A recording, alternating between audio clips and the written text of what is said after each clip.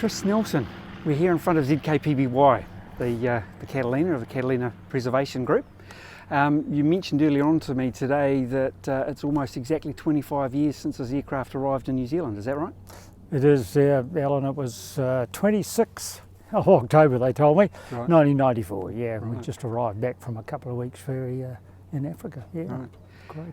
Now, a few years ago, it was out of the air for a little while, 4 or 5 years, I believe. It was, yes. So that was a major restoration or refurbishment program at the time, wasn't it? Yeah, it was. And a lot of people were sort of naysaying and thought it might not make it back into the air, but it has done, and it's out and flying again now. How many people contributed to getting this aircraft back in the air? It was probably too many to count, in all honesty.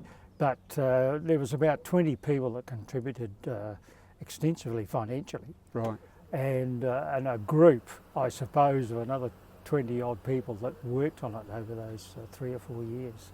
Right. But it was a magnificent effort by the team in New Plymouth to get the aircraft flying again. It was a massive amount of work. There were wings off, the whole fuselage was gone over, totally stripped, repainted. All the fabric was redone. It was a major refurbishment. Yeah. Right. And 25 years down the track, there are still quite a few of those original group members who helped bring the aircraft into the country back then in 1994 that are still involved, aren't they? Oh yeah, indeed. Yeah. I would think there's probably 15 of us at least that were real early members. Yep. That contributed that. Money to get it over here. Right. And the passion's still there? Oh, absolutely. Probably more so, yeah. Yeah, crazy bunch of people, I can tell you.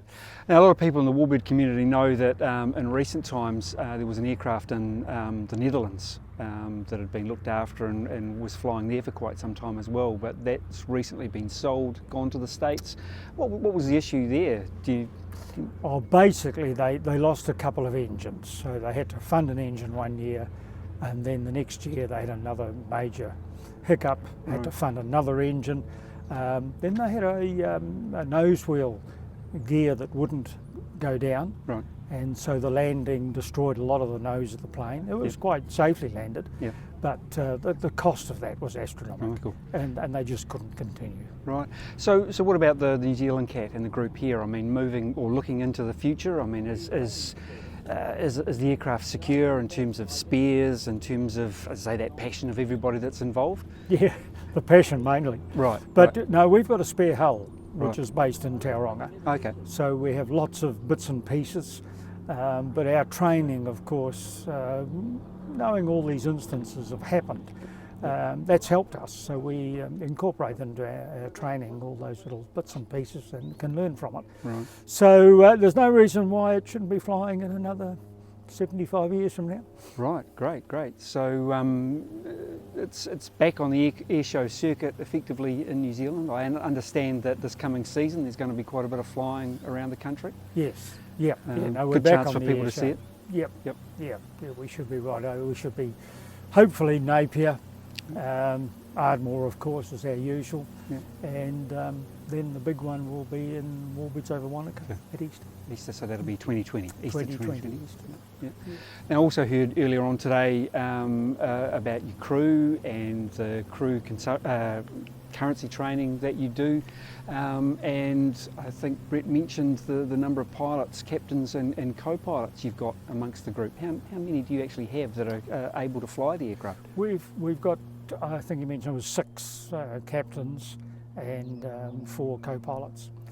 So on that training refresher course weekend, we'll do a day's sitting down at the desks, going over all the paperwork and all our emergency procedures, and then take them into the air and practice them in the air as well. Yeah. Right. So we'll get current for the coming season. Right. So aircraft's had a great refurbishment a few years back. You've got a great stock of spare parts, a committed ground crew and a significant number of air crew. So it does sound like it's going to be here for the long term. Oh, nothing can stop us.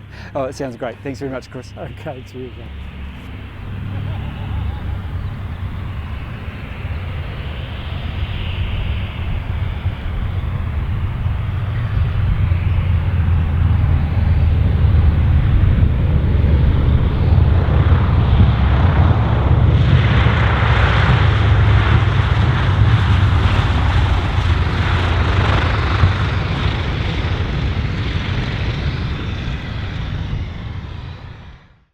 Hi there, I'm Allan Udy for the Historical Aviation Film Unit, and if you've enjoyed this video, please hit the join button, sign up, become one of our supporting members, get access to our member-only videos and the various perks that we offer at the various membership levels, and know that you're supporting us to continue to produce great aviation, military vehicle, military history videos.